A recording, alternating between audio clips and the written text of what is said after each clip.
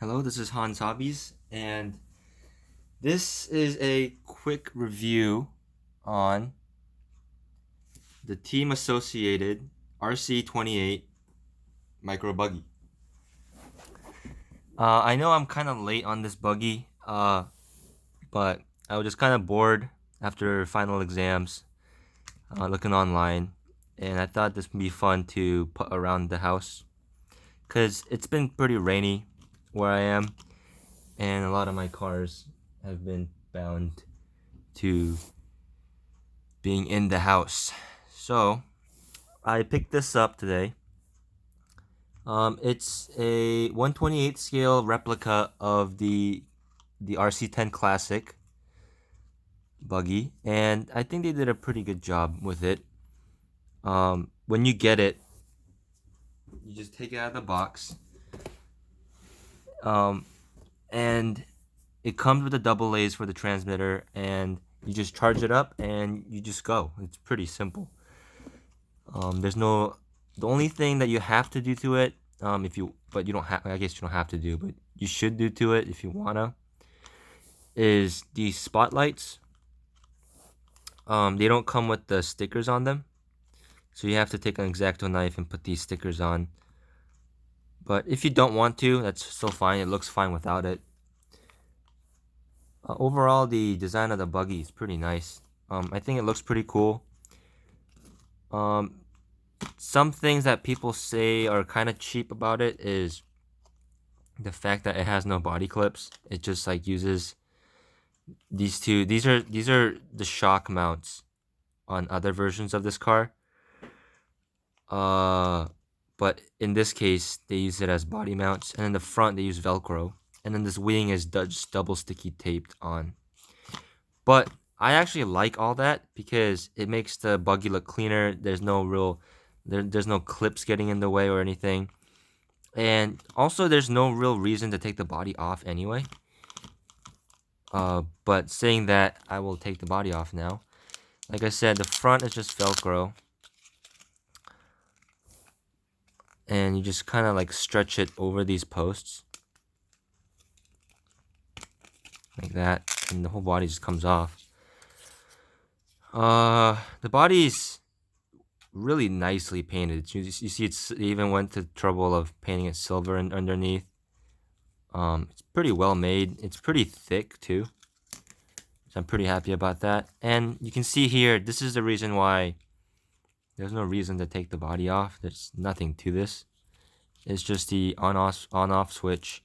There's an integrated battery in it. I think it's a LiPo, and the motor is all enclosed also. So there's literally no reason for you to take the body off unless you're trying to work on it. And while we're here, you can see the RC10 version or the RC28 version has the shocks mounted like this upright to make it look more like the RC10. The other versions will just have this shock mounted here, so it's more angled. And then the other ones will have a front body mount here. I assume under this Velcro tape, there's a mount for the body mount. And then you see this is where the rear body mount goes on the other versions. So yeah, we have a little like pivot suspension in the back. It kind of articulates, but that's only from the flex of the plastic. It's just mostly just up and down. And then the front doesn't really have any suspension. It's just the flex of the plastic that gives like the suspension action. But for what it is, it's not terrible. It still negotiates all the bumps that within reason. It does pretty well. And I've only had this out of the box for about 10 minutes now, but I already love this thing. Gotta line up the body. But yeah, I love the wheels on it. They're very classic looking. These rubber pin spikes, they look very retro. And the whole thing just has a really good appearance. They have this in the RC RC28T version, which is the copy of the stadium truck version. They have a couple short course versions, and they have a monster truck version now. But I'm a big fan of these retro buggies. I'm not a big fan of the modern racing buggies, but these retro ones I think look really cool. And I love the paint job on it. It's supposed to be a yellow, but it looks more orange. But yeah, like I love the paint scheme on it, the stickers, just the whole look. This is my favorite version of the car. The short course version is also really popular. The stadium truck version, I've seen a few of those around. The monster truck version also is pretty cool, but I don't know how I feel about the big tires on the car this small. So I can't really speak to that. But what else comes with this car? This car comes with this radio. I'll have to zoom out slightly.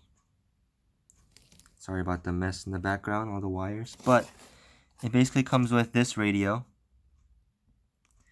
It's got digital proportional steering and throttle. There's a lot of videos on these cars, so that's something you can see in all the other videos also. And it just basically looks like a miniature version of like a regular hobby grade radio. For comparison, here's a where'd it go? Oh, here it is. Here's my Spectrum DX4S radio, and you can see I'll pick the camera up real quick. You can see it's considerably smaller, even from like this is the standard Spectrum radio right now. It makes this controller look pretty tiny. And then with the car, like that, I think that's a really good look.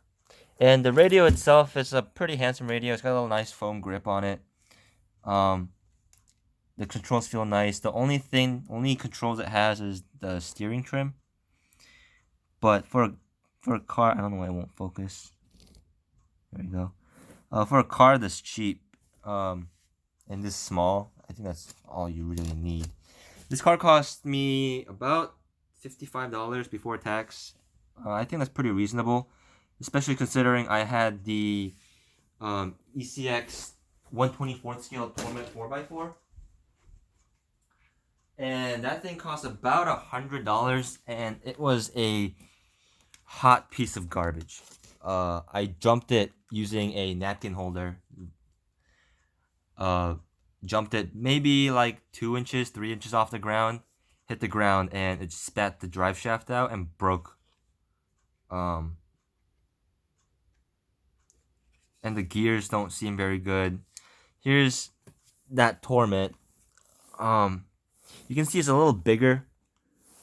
Also because this is the short course version. It was nice that it was 4-wheel drive. It has full independent suspension, all that gimmicky stuff. But on a car this small, it doesn't work very well because you see how small all these screws are. Like these are tiny screws, and it just doesn't work very well. Especially being 4-wheel drive, it makes it more complicated, more heavy, and it just breaks. You can see mine, the front axles are broken, so I just converted it to 2-wheel drive. Also, the servo in this was crap. It's very slow. And overall, it's just not a very good car. So I just have it in this Apocalypse thing and just have it sitting on my shelf. This thing, on the other hand, I jumped it down my stairs already. I jumped it off my bed, which is probably about 1.5 feet off the ground, and it's fine. So that's enough of me talking about it. Let's go see it drive. To turn it on, you just flip this switch. It'll start blinking red.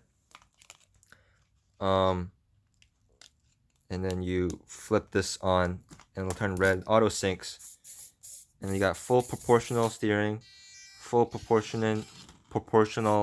throttle, and you even have a brake function. So the car won't reverse until you tap the reverse twice, which is pretty cool.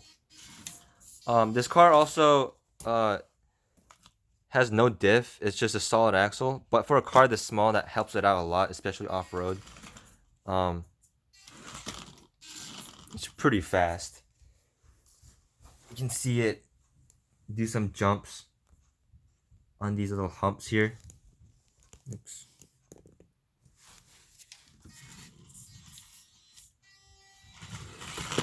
Oops. Yeah, it's pretty quick.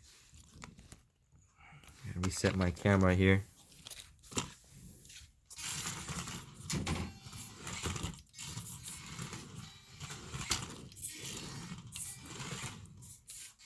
And it's just a lot of fun. These tires are super grippy.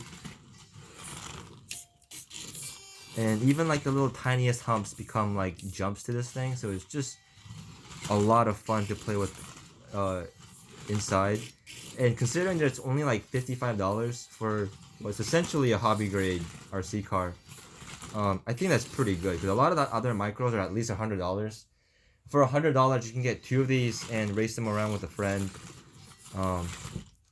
Or just have like a parts car or something. It's just really nice. And you can hear like the car is very, very smooth running. It's almost silent.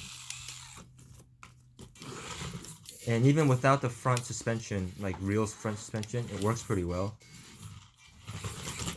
It negotiates bumps pretty well. I'll slam it into the wall. And it's pretty durable. It's pretty amusing to play with. The only thing I noticed, I don't know why it does this. Let me flatten this out. It'll do donuts on like a soft surface, like a hard surface like this. It'll do donuts this way. But then if I try to do donuts the other way, it just corners hard. So I don't know why it only does donuts in one direction. But I mean, I guess it still looks pretty cool doing some donuts. And the runtime on this is pretty good too. I haven't charged this yet. And by the way, you just charge it through the controller. There's a little plug here, or you can. There's a USB charger that they sell. I haven't charged this at all. This is literally out of the box. I took it out of the box at the hobby shop. And it's just been me just driving it at home, and I've been driving it for about 10 minutes, just non-stop like this, and it's still going. And from what I've heard from the hobby shop and from other people that have this thing runs like 30-45 minutes, so it's pretty good. And also, if you're gonna get this, I would recommend getting that separate charger also. I think it's like $10. It's not that expensive. And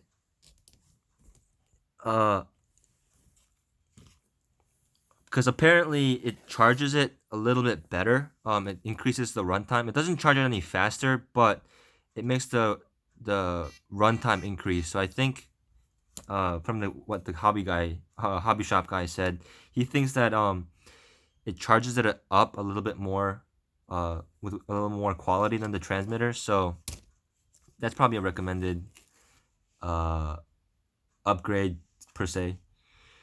But yeah, and even if you do break it, from what I've seen, they sell parts for this thing. They sell even like clear bodies for it. So it's a lot of it's a car that you can really keep around for a long time. I think also for $50, you know, some ESCs cost $50. Some, you know, basic ESCs cost $50. So I think this is a pretty cool car to have. Winter's coming up for me, and this is gonna be a really fun car for the winter. I'll probably pick up another one just so I can put it around with my girlfriend. But yeah, that was my quick little review for this car. There's a lot of videos on this, so if I missed anything, let me know, and probably plenty of other videos that will let you know on how you do. A lot of the other reviews are mostly for the short course version. I haven't seen very many videos on the buggy version, which is why I just wanted to add to the pile of videos on YouTube. So thanks for watching, and if you like this video, do hit the like button, subscribe if you want. I have a lot of other videos up, mostly Tamiya videos. I do like build videos, running videos, even like other model kit videos. So check out my channel if you like it, subscribe, and yeah, thanks for watching, and I'll see you guys later.